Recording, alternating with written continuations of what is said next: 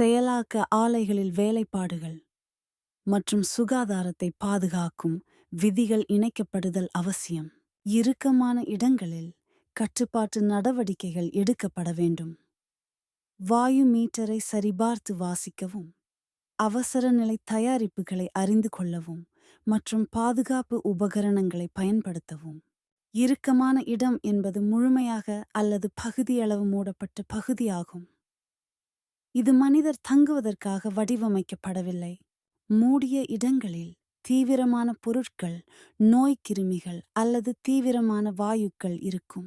கட்டுப்பாட்டு மற்றும் வெளியேற்றத்திற்கான பொறுப்பு உரிமையாளருக்கும் அதிகாரப்பட்ட மேலாளருக்கும் உண்டு. இறுக்கமான இடத்தில் நுழைய உரிமம் பெற வேண்டும் மற்றும் WSH விதிகளின்படி பயிற்சி பெற்றிருப்பது அவசியம்.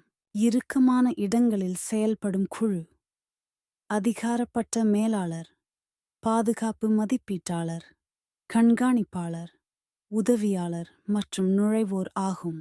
பாதுகாப்பு மதிப்பீட்டாளர் வாயுவை பரிசோதித்து கண்காணித்து நுழைவுக்கு பாதுகாப்பானது என்பதை உறுதி செய்கின்றார். வாயுவின் ஆக்சிஜன் அளவு 0.5% முதல் 0.5% வரை இருக்க வேண்டும். 21% ஆக்சிஜன், 78% நைட்ரஜன். கண்காணிப்பாளர் நுழைவுரிமையை பெற மற்றும் கட்டுப்பாட்டு நடவடிக்கைகளை செயல்படுத்த. உதவியாளர் நுழைவு புள்ளியில் நின்று நுழைவோரை கண்காணித்து அவசர நிலை செயல்பாடுகளை நடத்த. நுழைவோர் பயிற்சி பெற்றவராக இருந்து பாதுகாப்பு விதிகளை பின்பற்றி உடனடி அவசர நிலை செயல்பாடுகளை அறிய வேண்டும். H2S கெட்ட முட்டை வாசனையுடன் கூடிய நிறமற்ற வாயு. அதிக அளவில் வாசனையால் கண்டறிய இயலாது. கார்பன் மோனாக்சைடு நிறமற்ற, வாசனையற்ற, சுவையற்ற ஆகும். மிகவும் விஷமானது. கார்பன் மோனாக்சைடு காற்றை விட ஓரளவு இலகுவானது. உடலின் பிழைக்கும் அமைப்புகளை பாதிக்கும். அடைக்கப்பட்ட இடங்களில் பொதுவாக காணப்படும் அபாயங்கள்: வாயு, மின்னியல், இயந்திர, வெப்பம், இரசாயனம், உடல், இரைச்சல் மற்றும் பிற அபாயங்கள்.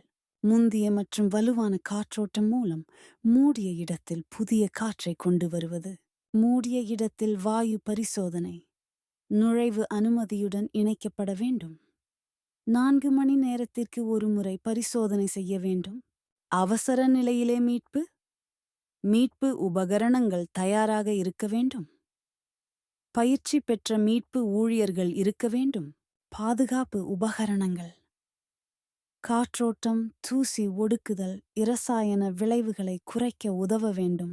முகமூடிகள் தேர்வு காற்று மாசுக்களம், மாசுபாடு அளவு, வேலை செயல்பாடு மற்றும் பாதுகாப்பு அளவுகள் அடிப்படையில் தேர்வு செய்யப்படுகிறது.